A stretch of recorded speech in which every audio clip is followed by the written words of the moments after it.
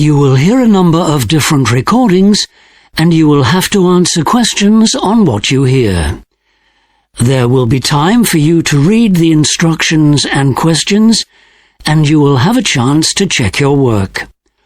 All the recordings will be played once only. The test is in 4 sections.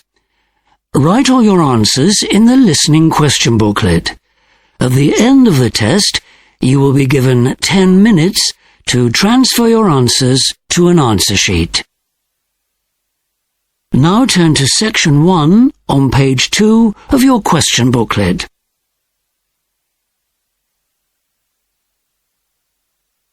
Section 1. You will hear a young woman phoning a friend who works for an airline to ask for advice about getting a job. First, you have some time to look at questions 1 to 5 on page 2.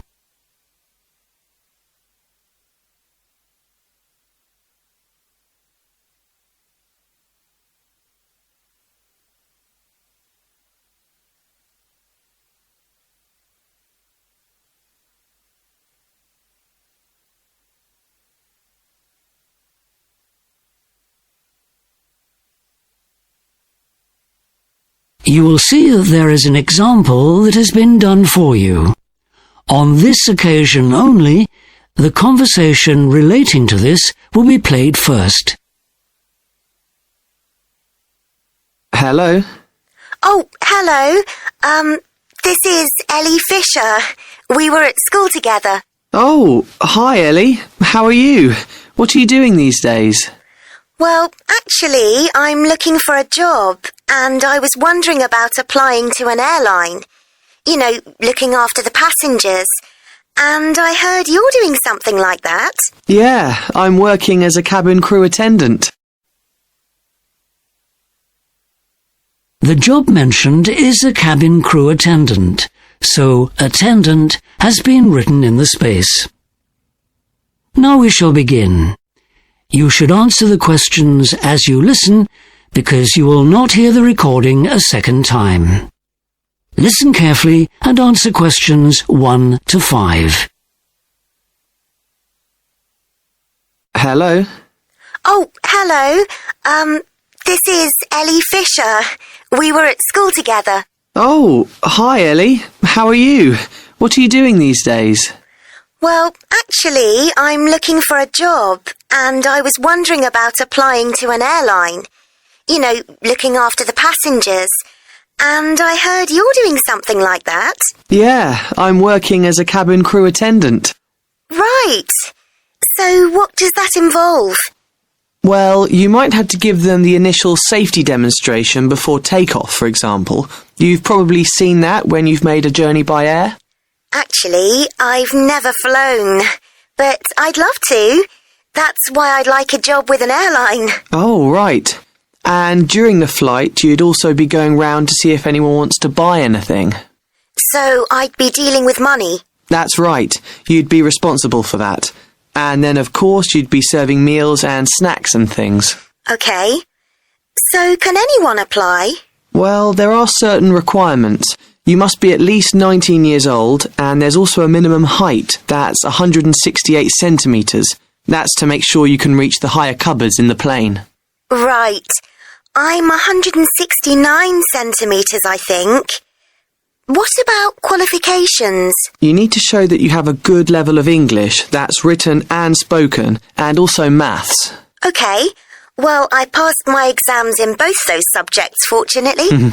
And it's an advantage if you can speak another language, although for cabin crew it's not essential. I can speak Spanish. I did that at school until I was 16. Excellent. That'll be very useful. And I'm pretty fit. I don't have any medical problems. Okay. Oh, and can you swim? Yes. Good, because that's another requirement. Before you hear the rest of the conversation, you have some time to look at questions 6 to 10 on page 2.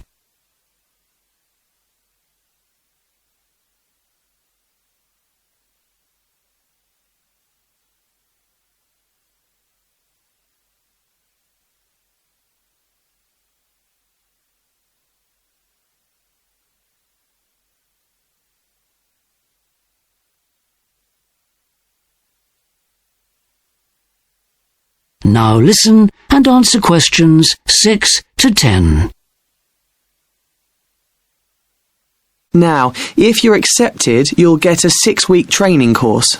Right. So that'll cover all aspects of the job, all the basic things you need to know, and then some special things, like what action to take if a passenger suddenly has some sort of illness while you're in the air, for example. Right.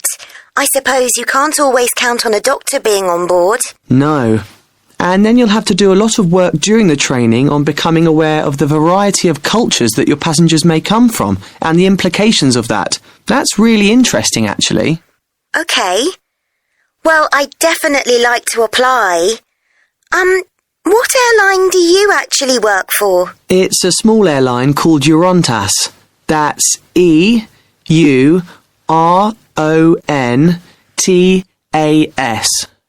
Is that N or M in the middle? N for November. Okay. They're good people to work for. Have a look at their website. You can download the application form from there. Right. I don't have much in the way of experience, though. Well, what have you done since leaving school? I worked in a supermarket for a bit, on the information desk. I was helping deal with queries from customers. Okay, put that down. That's one of the most important aspects of the job, in fact. Oh, right. And last year, I also did some voluntary work as part of a team. Should I put that down too? Of course. That's something else they'll be looking for, being able to work with others. Right. And a lot of airlines expect you to pay for your own uniform, but the good thing about this airline is that they provide it for you. Great. Well, thanks so much, Greg. I really... That is the end of section 1. You now have half a minute to check your answers.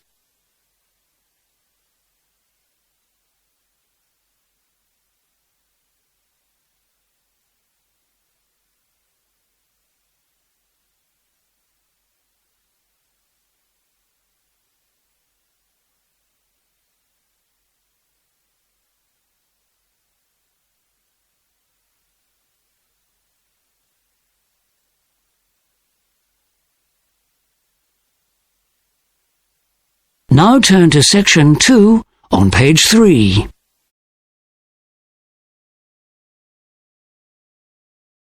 Section 2. You will hear the director of a club giving a talk about an ancient game played on ice called curling. First, you have some time to look at questions 11 to 16 on page 4.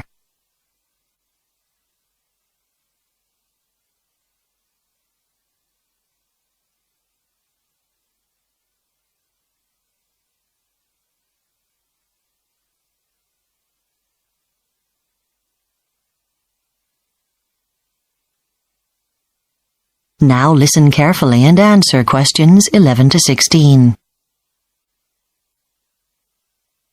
It gives me great pleasure to welcome you to the Montreal Curling Club.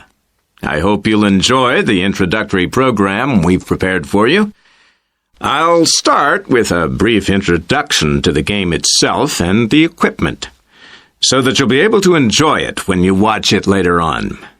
I'll then go on to say a little about the history of the sport and the club. So, first, let's take a look at the game of curling and the implements it uses. It's played on ice, and the object of the game is for two teams to push heavy stones across the ice towards a target. Now, there are 4 people in each of the 2 teams. The first is called the lead. The next is called the second. The next, surprise, surprise, is called the third. And the final player, who is absolutely key, functions as the captain, but is always called the skip. That's S-K-I-P. The area of play on the ice, whether it be on a rink or on a frozen lake or stream, is called the sheet. This long, thin area is 42.15 meters by only 4.25 meters. And unlike ice hockey ice, for example, It is constantly groomed by frequent shaving to keep it perfectly level. At either end of this are the two zones for the targets. Each one is known as a house. A little bit about the equipment we need. The stones are made from granite. Originally, these were held by your fingers in holes specially carved out in the top. But then it was decided to add a handle to get a better grip. The other distinctive implement is the brush, or broom. This is used for two purposes. To clean the ice, of course, but more crucially, to warm it. This melts the ice slightly and lessens the friction, so you get a smoother slide. Curling is not an expensive sport. You don't buy your own stones. In fact, it is illegal to play in a match with your own stones. But you can use your own brush. There are two main types, Scottish and Canadian. The former are normally made out of horsehair, and the latter, which are now more frequently used, are made of synthetic materials, and they don't leave as many threads on the ice. Now, apart from stones and brushes, the only other piece of equipment you would need as a beginner is a rubber sole on one of your shoes, depending on which shoe you lead from. The captain will often carry a stopwatch to gauge when the ice needs to be changed.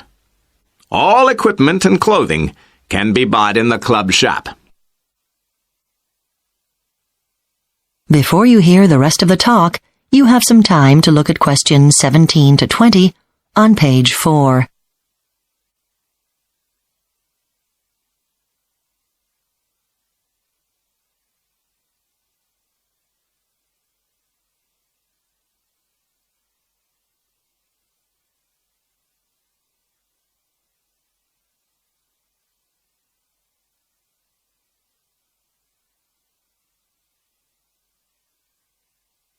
Now listen and answer questions 17 to 20. A quick word about Montreal Curling Club. It's renowned. Not only because it often wins championships, but because it was the first club for any sport in the whole of the North American continent. And although curling is not as well known as many other winter sports, we still boast a certain amount of influence in the National Sports Council. And what are the origins of the game? It's now well established that it started in Scotland in at least as early as the 16th century. Queen Victoria, on her frequent trips to Scotland, often played it, but wrote in her diary that it required exceptional strength to throw the stones. Her patronage attracted a great deal of interest in the game, especially amongst younger players. And this was enhanced further when she granted a royal title to the Caledonian Curling Club, which had been set up in the early 19th century to create standard rules for the game. Curling has always had support in high places. In the 16th century, the Scottish Parliament actually banned golf and football as violent and unprofitable sports. They felt that local men should spend any free time practicing archery for self-defense against their enemies. But the less popular game of curling wasn't included in the ban. The art of throwing stones was thought to be just as useful as shooting arrows. But back to Canada. Here the game has flourished since the beginning of the 19th century, when Scottish soldiers posted there enjoyed playing it on the frozen lakes and rivers. Because of the difficulty in importing granite stones from Scotland, cast iron was used instead, obtained from melted down cannonballs, which had originally been brought over from Europe. Now Canada is regarded as the most successful curling nation in the world. Now, the game you're going to see. That is the end of section 2. You now have half a minute to check your answers.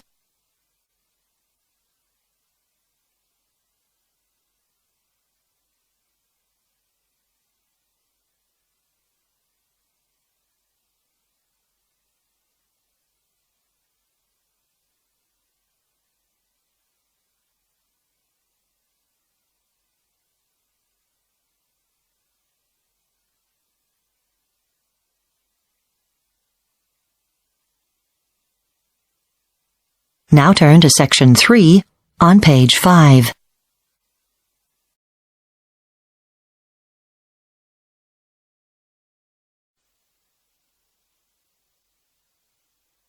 Now turn to Section 3 on page 5.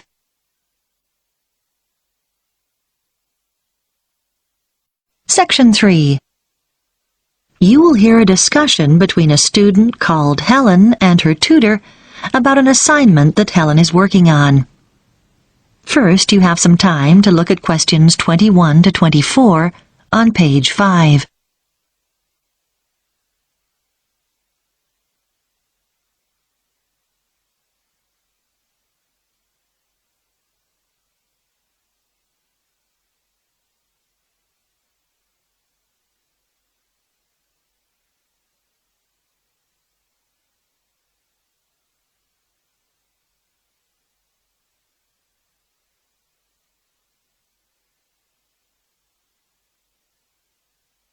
Now listen carefully and answer questions 21 to 24. Come in, Helen. How can I help you? Well, I'm doing research for the anthropology assignment, and I was hoping to check a few details. Sure. You chose the topic of Pacific Island tupper cloth, didn't you? What have you found out so far?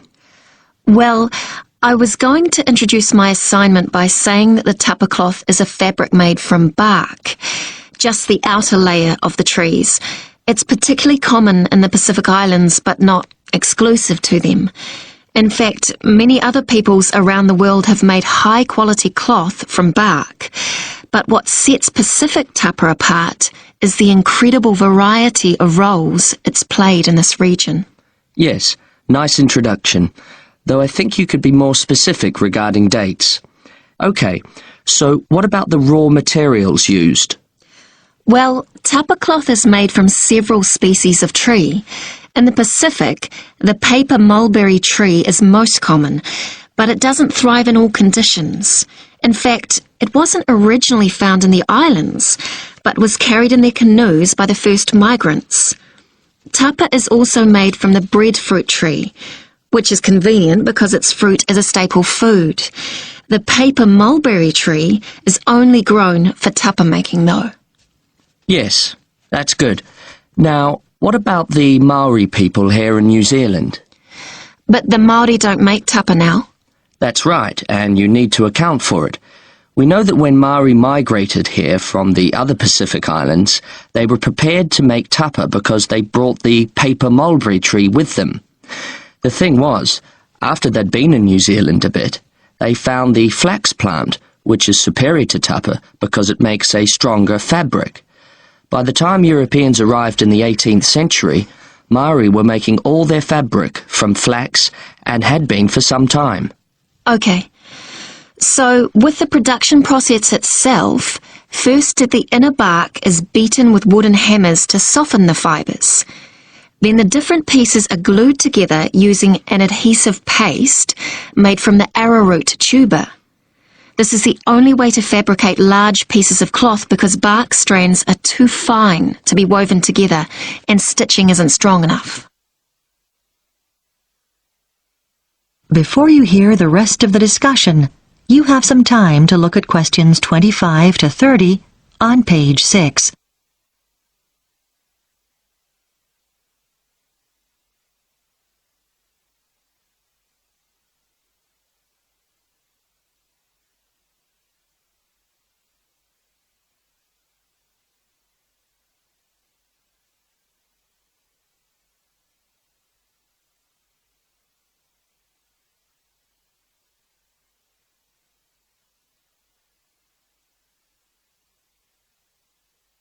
Now listen and answer questions 25 to 30. So now you need details about different countries. Where would you start? I think Samoa is the obvious place. It's famous for its very fine cloth called siapo, which is hand-painted with representations of the ancestors. Still today, at the most profound events in life such as births, funerals, weddings, and the investiture of chiefs, Samoans wear siapo robes to add significance and meaning to the ceremony. OK, then I could talk about Tonga. It seems to me that the great innovation in Tonga has been developing a simple, coarse cloth which is quick and easy to make. This is suitable for all sorts of everyday functions around the house like bed covers, mosquito nets and curtains. Good point. Now, what about Cook Islands, Tupper? Well, the soil there is poor quality, so the breadfruit tree is often used. One type of thick cloth called tikoru was wrapped around the poles and used to mark the entrances to places of worship, so it was highly regarded in local culture. You might mention Fiji as well, which is interesting because tapa was actually used as a currency there. Fijians used to sail between the islands and exchange tapa for other commodities like canoes or pigs. I know that in Tahiti the tapa cloth is different because the patterns are in colour, which is considered more valuable than the usual brown patterns. You're right about the Tahitians using coloured pigments, but they aren't more valuable. The colours are only a decoration. People enjoy wearing bright robes, especially for dancing and competitive games, and do it just for fun. Oh, I'll make a note of that. Well, the last place I was going to mention was Tikopia. Even today it's commonplace to see people wearing clothes made of tapa cloth. In many of the other islands, the tapa only comes out on special occasions, but here you see people working in the gardens wearing tapa. Sounds promising, Helen. I'll look forward to reading your assignment. That is the end of Section 3. You now have half a minute to check your answers.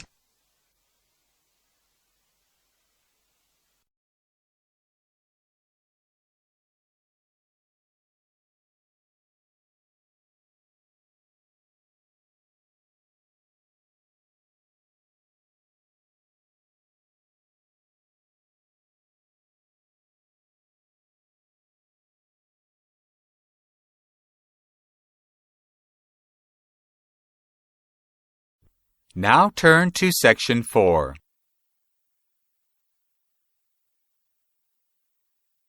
Section 4. You will hear a lecturer in development studies talking about transhumance. That is the way groups of people move from place to place with their animals.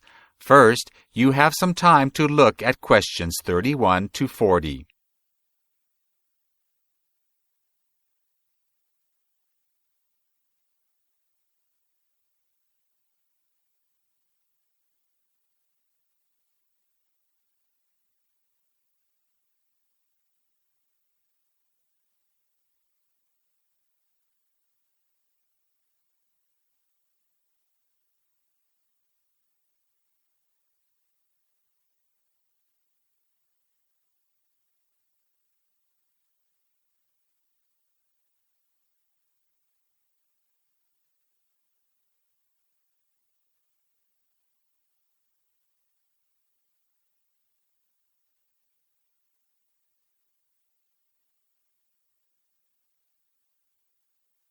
Now listen carefully and answer questions 31 to 40. Good afternoon, everyone. Today I'm going to talk about what may be a new concept to you, the movement of people with their herds of animals from place to place. This is known as transhumance. These peoples are pastoralists, and their animals include cows, sheep, goats, horses, camels, and reindeer. Now, researchers sometimes make a distinction between two types of transhumance, fixed and nomadic, and talk about various factors which differentiate between them. The first and most important distinction they make is to do with the climate. Fixed transhumance occurs in countries such as Switzerland, where seasons are predictable in terms of weather and timing. Nomadic transhumance, on the other hand, is generally practiced in areas where climatic conditions are difficult to predict. An example of such a location is Somalia, as the anticipated rains often just don't appear. Secondly, researchers sometimes look at the type of journey that pastoralists make, their movement. For fixed transhumance, the pattern is sometimes known as vertical because it typically consists of a journey from lower ground in the winter season to higher ground in the summer, and vice versa. In the wild, of course, animals frequently follow these kinds of migration patterns themselves. Nomadic transhumance generally takes place over a longer distance, and it's far more complex. The actual pattern varies from year to year, and it's determined primarily by the animal's needs for grass and also for water. Another distinction is sometimes made in terms of homes. In the case of fixed transhumance, the group will typically have permanent homes in the valley and a shelter, which is semi-permanent in the mountains, such as a cabin, to offer some protection from the weather. In nomadic transhumance, however, the pastoralists always live in temporary shelters, which are transported by their livestock from place to place, and are usually light and portable. In northern Kenya, for example, the Gabra pastoralist carries the frame of his home on his camel, and then covers it with branches when he stops for the night. A fourth factor often mentioned is the number of people taking part. In the case of fixed transhumance, only the people who actually look after the herds travel. These are normally the young ones because they can withstand adverse physical conditions more easily. By contrast, in nomadic transhumance, the whole group moves with their livestock. The last points of comparison often made by researchers are diet and goods. In fixed transhumance, those who do not move from the valleys often start working as farmers, cultivating the land. They build up contacts with other communities, and in some cases, they may also trade animals for grain. In nomadic transhumance, there are fewer contacts. The group are generally regarded as providers of all their own needs, and they obtain food such as cheese and meat and also their clothing from their herds.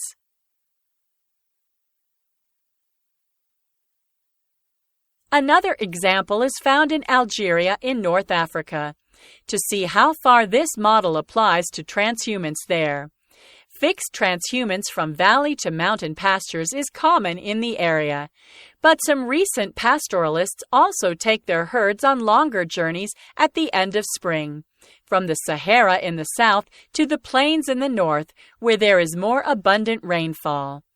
They have traditionally assisted local farmers with the harvest, which takes place while they are temporarily a resident there. We have to decide whether their move would fall within the category of fixed or nomadic transhumance. It is true they live in tents, and these are movable and temporary right through the year, whether they are in the Sahara or in the north of Algeria. So, in considering their homes, they appear nomadic. On the other hand, in relation to their patterns of movement, they do not. They drive their livestock through the same passes and mountains each year, which suggests fixed transhumance. Here, in fact, we have a case showing some features of both types of transhumance, which we might more precisely refer to as intermediate. This all goes to show that you should treat every theory with great care, and not force your case history into a model if it doesn't fit. That is the end of Section 4. You now have half a minute to check your answers.